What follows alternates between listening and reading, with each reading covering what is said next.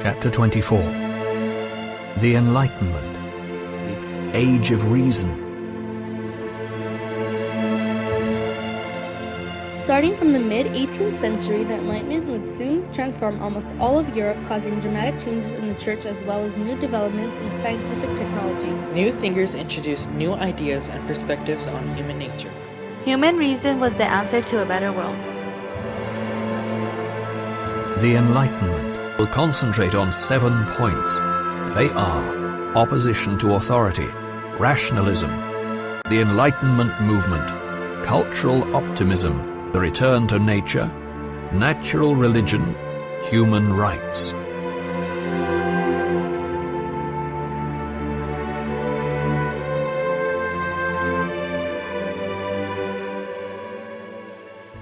In 1759, Voltaire publishes Candide, which along with its final words, "It's up to us to cultivate our garden," exemplifies the Age of Enlightenment, or the Age of Reason, whose writers and philosophers set the stage for both the American and French revolutions. The goal of this movement, which followed the mysticism, religion, and superstition of the Middle Ages, was to understand the natural world and the role of mankind solely on the basis of reason. Other notables of the era were Thomas Paine, an American author and revolutionary, Jean-Jacques Rousseau of France, Immanuel Kant, a German philosopher, and the English philosopher and physician John Locke. Some of the most significant people of the time included Locke, Rousseau, Jefferson, Newton, Hobbes, Kant, Voltaire, and Montesquieu. Galileo Galilei, said to be one of the most brilliant Copernicans that ever lived. In 1609, Galilei built a telescope that magnified 30 times the naked eye. He believed that the telescope gave him the ability to look up into the heavens and see angels.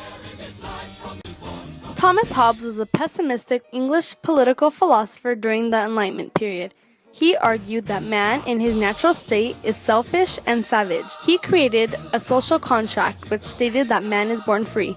This was published in a groundbreaking work that explored human nature in the Leviathan. John Locke was an optimistic English political philosopher in the Enlightenment period. Rousseau claimed that the state of nature was a primitive condition without law or morality.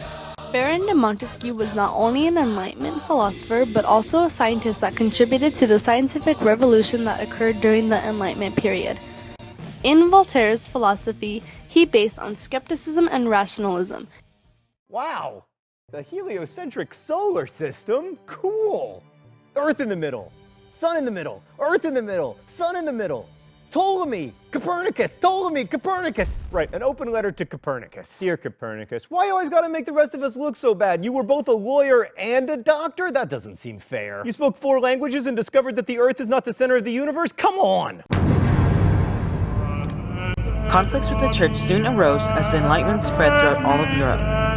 Questions of a real God were considered as new developments in technology grew thanks to philosophers such as Galileo and Newton. God knows, I never thought of going so far as I did. I would never have thought that such a storm would rise from Rome over one simple scrap of paper. But other occurrences such as Martin Luther and the 95 Theses emerged. All Hallows Eve, 1517. The Castle Church, Wittenberg, northern Germany.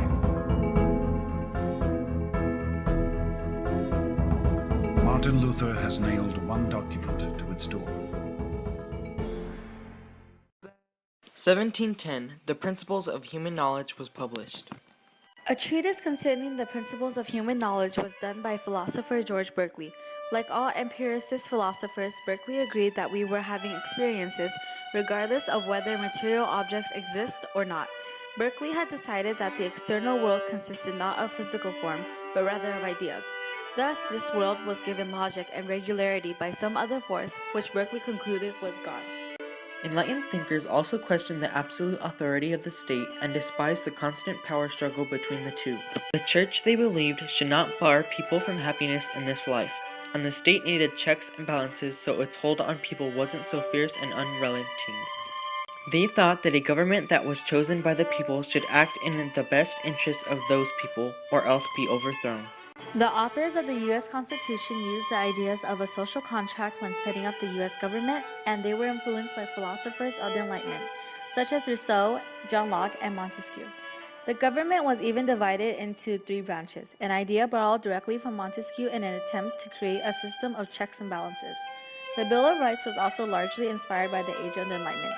In fact, James Madison borrowed straight from the ideas of the Enlightenment when he included certain freedoms, such as freedom of speech, religion, and assembly.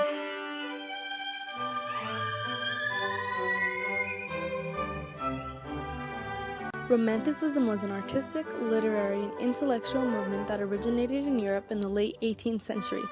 Partly a reaction to the Industrial Revolution, it was also a revolt against aristocratic, social, and political norms of the Age of Enlightenment.